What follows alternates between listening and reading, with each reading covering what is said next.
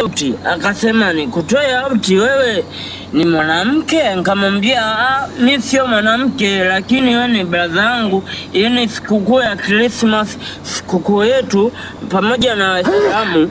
Sasa mimi amechukia eti kutoka peke yangu, na nimeenda sehemu ambayo sio mbali, sehemu ya dakika 2, sijui mita sijui tunaita yele, tunaita nini?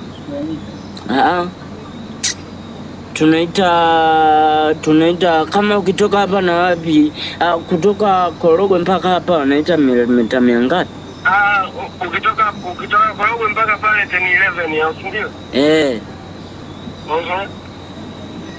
Sasa nimetoka hapa kwa brother Badi.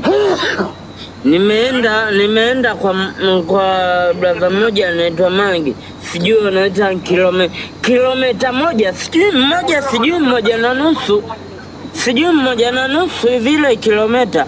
Eti ananiambiaje, likitokea la kutokea. Nikamwambiaje, we ni Mungu? Akaniambiaje, meneja, mimi ni meneja yako na pia ni mkubwa wako, natakiwa nisikilize. Nikamwambiaje sawa.